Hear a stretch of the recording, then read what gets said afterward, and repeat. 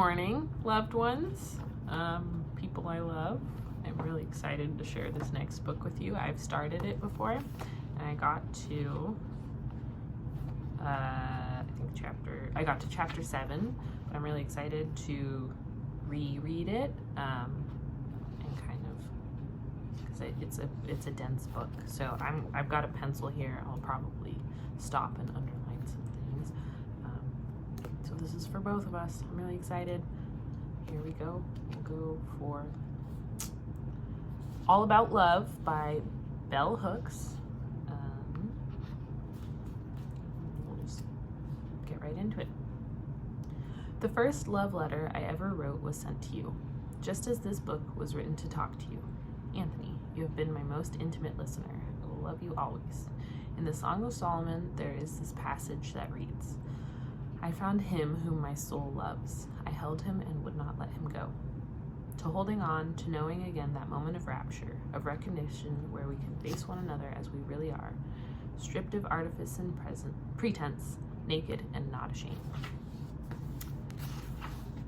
So here is the preface. When I was a child, it was clear to me that life was not worth living if we did not know love. I wish I could testify that I came to this awareness because of the love I felt in my life. But it was love's absence that let me know how much love mattered. I was my father's first daughter. At the moment of my birth, I was looked upon with loving kindness, cherished and made to feel wanted on this earth and in my home.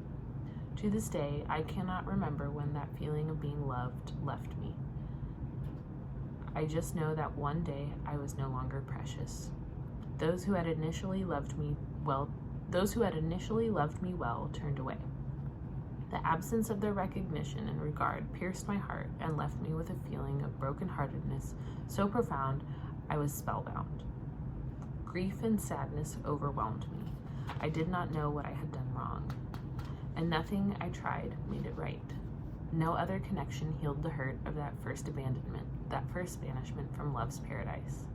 For years, I lived my life suspended, trapped by the past, unable to move into the future.